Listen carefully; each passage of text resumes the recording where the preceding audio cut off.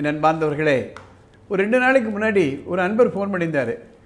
அவர் ஒரு முக்கியமான ஒரு கேள்வி கேட்டார். சார், படித்தவங்க வீட்டில் பசங்க படிக்கிறாங்க, doctors, engineers, IAS officers, advocates. அவங்களுக்கு தன் குழந்தைகளை எப்படி வளர்க்கணும்னு தெரியும். பட் அந்த அட்வான்டேஜ் இல்லாமல் சில குடும்பங்கள் இருக்கலாம். அப்பா அம்மா அவ்வளோ படித்தவங்க இல்லாமல் இருக்கலாம். அவங்க குழந்தைகளை எப்படி அவங்க நல்ல நிலைக்கு கொண்டு வர முடியுமா? ஏன்னா அவங்களுக்கு படிக்கலையே அப்படின்னு கேட்டார். நான் அது சம்பந்தமாக தி ஃபேமிலி லாட்ரி அப்படி ஒரு பதிவு பண்ணிருக்கு. நாளைக்கு நான் ஏற்ற போகிறேன். இந்த மீன் time I met a very interesting person from Tiruvannamalai. அவர் பேர் மிஸ்டர் கந்தவேல். அவருக்கு 2 மகன்கள். பெரிய பையன் திருநீலகண்டன், அவர் 10th எழுதியிருக்காரு, 11th போகிறாரு. 2வது குழந்தை கிருபாநிதி, 5th ஸ்டாண்டர்ட் படிச்சிட்டாரு, 6ஆம் கிளாஸ்க்கு போகிறாரு. அவங்க நான் நேர்காணல் பண்ணேன். அந்த கந்தவேல் சாரு ரொம்ப கிளியராக இருக்கார். முதல் பையன் ஐஏஎஸ் ஆக்கிடணும், நாட்டு பணிக்கு, இறை பணிக்கு அந்த ஐஏஎஸ் மூலமாக அவர் பணி செய்யணும்.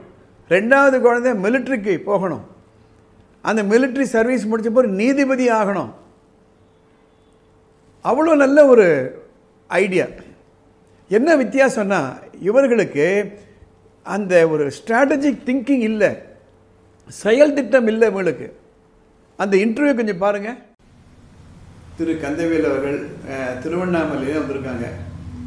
நிறைய பேர் நம்ம சந்திக்கிறோம். ஆனால் எல்லாருமே நம்ம மனதில் ஒரு நீங்காத நினைவை வச்சுட்டு போகிறது கிடையாது. திரு கந்தவேல், உங்களை பற்றி, உங்கள் குழந்தைகளை பற்றி, உங்கள் குழந்தைகளை என்ன ஆக்க விரும்புகிறீங்கன்றதை பற்றி ஒரு சில வார்த்தைகள் பேசுங்க. என்னுடைய பெயர் கந்தவேல். எங்கள் அப்பா பேர் நடராஜன், அம்மா பேர் பூஷணம்மாள். ஏழை குடும்பம். அப்பா ஜோசியராக இருந்து எங்களை வளர்த்தாரு. நாங்கள் 6 பசங்க. வறுமையின் காரணமாக எங்களால் மேற்கொண்டு படிக்க முடியல.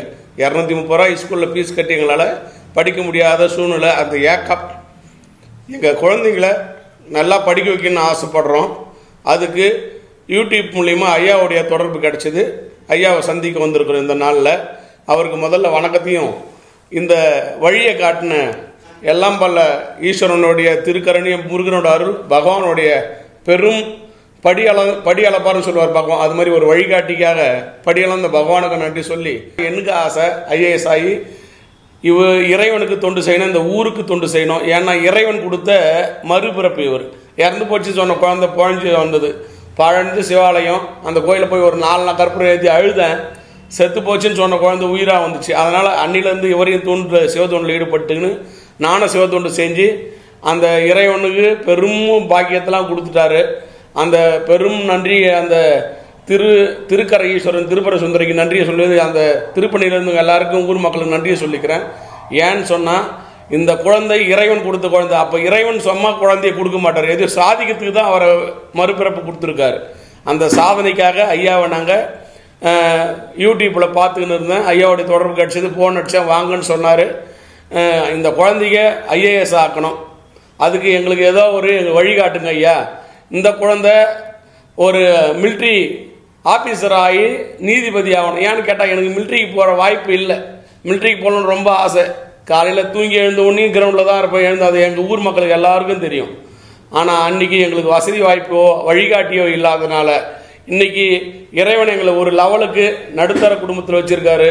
இது மாதிரி பெரியோர்களுடைய அறிவுரையும் ஆசீர்வாதமும் கிடைச்சா எங்கள் குழந்தைங்க நாங்கள் நினைக்கிறதுலாம் இறைவன் எங்களை மேலே உயர்த்தி விடுவார் என்ற ஒரு பெரிய நம்பிக்கையோட ஐயா அவரை சந்திக்க வந்திருக்கிறேன். ஐயா வழிகாட்டல் படி குழந்தைங்களை படிக்க வைக்கணும். அவங்களுக்கும் அதான் எண்ணம். நான் சொல்லி அவரையே நான் ஒரு ஆன்மாவை இன்னொரு ஆன்மா குழந்தை அப்பா புள்ளன்னு நான் கேட்கல. நீ என்னப்பா வர போகிறேன்னு நான் ஐஏஎஸ்ன்னு தான் அவர் சொல்கிறாரு. நான் அவரை திணிக்கவோ இல்லை படிக்க சொல்லி வற்புறுத்தவோ நான் சொல்லலை. அவருக்கு என்ன விருப்பமோ அது பிரகாரம் படிக்கட்டுன்றதுக்காகவும் விட்டேன். அவரோட விருப்பமும் ஐஏஎஸ் தான்.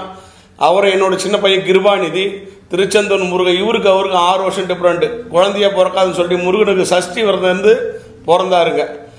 5 முறை அந்த முருகப்பெருமான சஷ்டியில் அவரை இந்த தோளில் சுமக்கிற பாகிதான் அந்த திருச்செந்தூர் செம்மல் கொடுத்தாரு. அதுக்கப்புறம் இவர் வந்தாருங்க. 6.5 வருஷம் இவருக்கு இருக்கும். இவர் மிலிட்ரி ஆஃபீஸர் ஆகணுன்றது அவரும் சொல்லுவார், நானும் சொல்லியிருக்கேன். அப்புறம் முடிச்சுட்டு மிலிட்ரி பீரியட் முடிச்சுன்னா அப்புறம் நீதிபதிக்கு படிக்கணும் நீ அங்கே இருந்துன்னே சொல்லியிருக்குங்க. இந்த 2 ஆன்மாவும் இறைவன் என்ன வழிகாட்டுறோ அந்த வழிகாட்டல் படியும் ஐயாவுடைய வழிகாட்டல் படியும் நடக்கலான்னு ஐயாவுடைய உதவி நாடி வந்திருக்கிறோம். நன்றி, வணக்கம். என்ன அந்த இன்டர்வியூ பார்த்தீங்களா? எவ்வளோ கிளியராக இருக்காங்க. அந்த திருநீலகண்டன் அந்த ஸ்டூடெண்ட்டோட பேசிட்டு இருந்தேன், ரொம்ப ரொம்ப கிளியராக இருக்காரு. என்னப்பா ஆகணும் நீ ஐஏஎஸ்ன்றார், கரெக்டாக சொல்கிறாரு. அந்த 5th ஸ்டாண்டர்ட் படிக்கக்கூடிய கிருபாநிதியும் ரொம்ப கிளியராக மிலிட்ரின்றார். அவங்க அப்பா சொன்னாங்க பாருங்க, சின்ன வயசில் எனக்கு மிலிட்ரி போகணும்னு ஆசை, ஆனால் எனக்கு வழிகாட்டுதல் இல்லை, அதனால இந்த குழந்தைகளை நான் இந்த 2 குறிக்கோள் வச்சுருக்கேன். நான் அவங்கள்ட்ட சொன்னேன், அடுத்த 3-4 ஆண்டுகள் அவங்களோட பயணிக்கிறேன்.